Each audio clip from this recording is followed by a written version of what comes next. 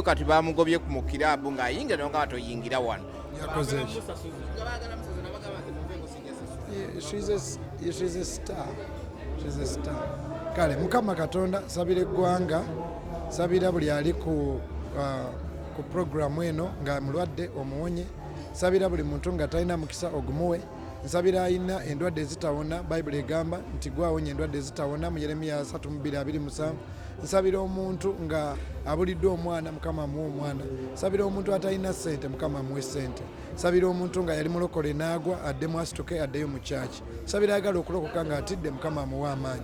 Nsabira omuntu atalina ttaka, atalina nnyumba, atalina waabeera, Katonda amufunire waabeera. Nsabira omuntu alina ebizibu ebingi ennyo, mu linnya lya Yesu Kristo Mukama abikuggyeko. Zabbuli 4 olunyiriri olusooka, Dawudi yagaa nti nali mu kinnya ekiwanvu, Mukama nanzigyayo. Sabye Mukama akuggyeyo akuwa oluyimba olupya. Sabira eggwanga lyange Uganda ng'oluyimba lw'eggwanga lugamba we lay our future in thy hands. Sabira abalwadde abali mu malwaliro, sabira abakulembeze baffe okuva ku LC1 paka ku mukulembeze, kuva ku buli muntu alina position yonna from the ruling party to the opposition. May the Lord bless and help you to lead this nation with the Spirit of God. I pray that God will bless you and keep this nation and keep your family and lift you in Jesus' name.